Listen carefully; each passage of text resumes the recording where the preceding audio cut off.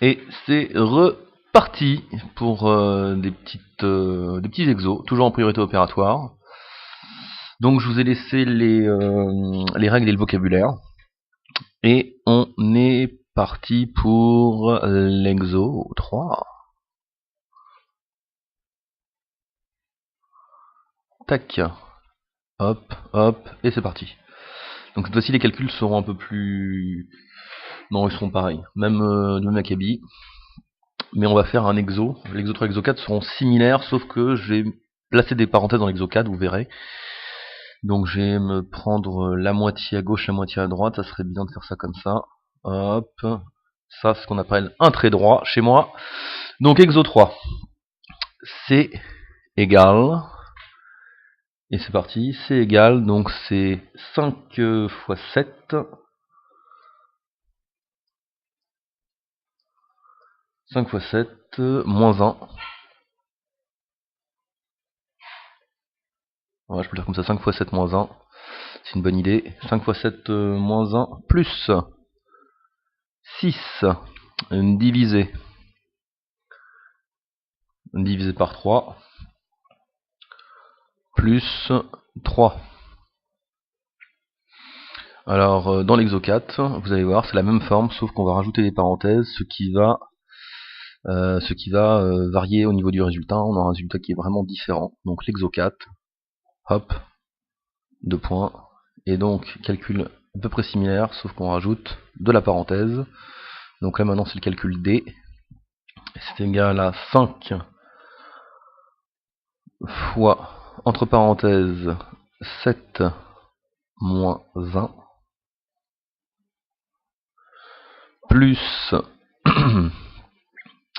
6 divisé par, entre parenthèses, 3 plus 3. Voilà, donc c'est la même forme, sauf que j'ai vraiment des parenthèses qui se sont rajoutées pour voir comment ça va évoluer. Donc, on poursuit la même méthode, je souligne en jaune les priorités opératoires. Donc ici, si vous regardez bien, les priorités opératoires, c'est le 5 fois 7 et le 6 divisé par 3. D'accord? Donc, 5 fois 7 me fait 35, 6 divisé par 3 me fait 2, et je repique tout le reste, donc ça me fait C égale 35, moins 1, plus 2, plus 3. Très bien, là je n'ai que des additions et des soustractions, donc je vais pouvoir entamer les calculs de gauche à droite. Donc 35 moins 1, ça me fait 34, plus 2, plus 3.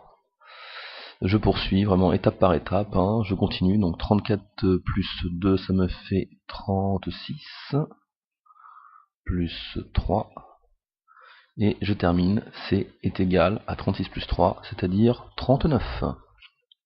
Voilà, et c'est fini. Maintenant, on attaque l'exo 4.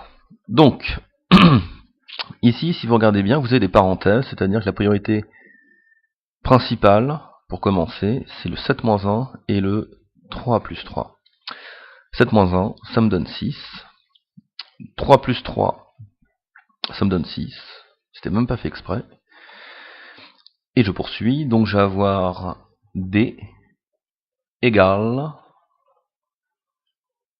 5 fois 6 plus, là je repique, 6 divisé par 6. Maintenant, ma prochaine priorité opératoire, ça sera la multiplication et la division. Donc ça veut dire que c'est le 5 fois 6 et le 6 fois 6. 5 fois 6, 30. 6 divisé par 6, ça me donne 1. Et on enchaîne, on repique ce qu'on n'a pas utilisé, donc D égale 30 plus 1. Calcul de gauche à droite, bon là il n'y a plus qu'un calcul à faire, c'est tranquille. D égale 31.